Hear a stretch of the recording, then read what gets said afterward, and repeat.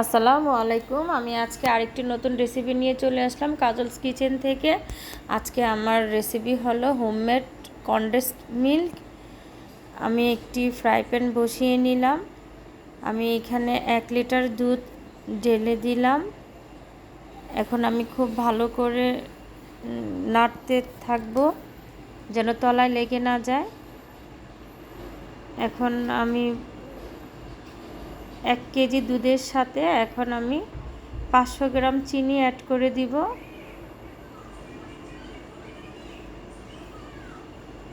আপনারা চাইলে কম বেশি করে দিতে পারেন চিনি আপনাদের ইচ্ছে মতো।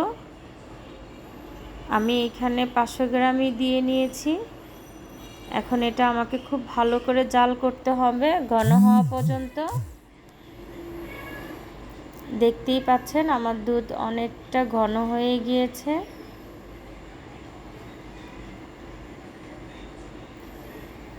এই কনডেন্স মিল্ক আমরা অনেক দাম দিয়ে দোকান থেকে কিনে থাকি।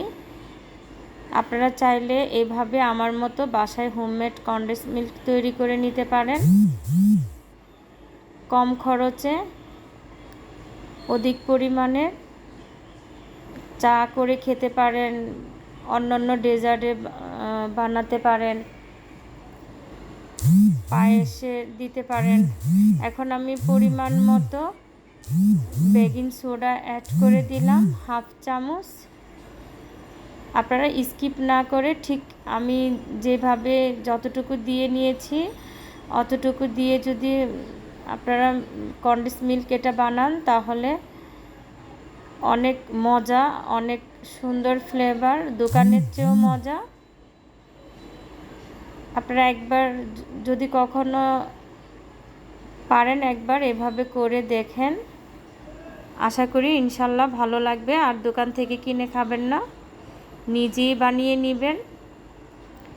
মাত্র 3টি উপকরণ দিয়েই আপনি বাসায় মজাদার কনডেন্স মিল্ক তৈরি করে নিতে পারেন। একদম দোকানের মতো সেই কালার আসবে, সে থিকনেসটা আসবে।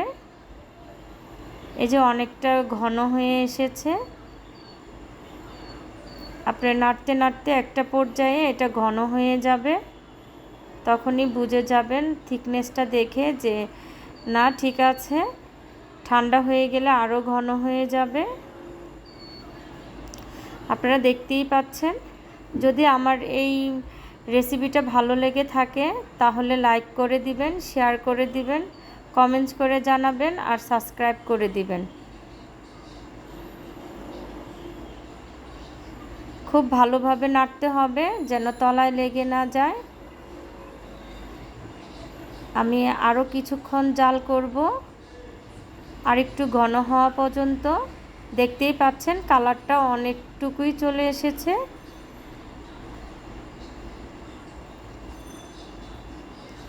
অনেক মজার এই কনডেন্স মিল্ক এটা। আমি বাসায় আরও কয়েকবার বানিয়েছি, আমার অনেক ভালো লেগেছে।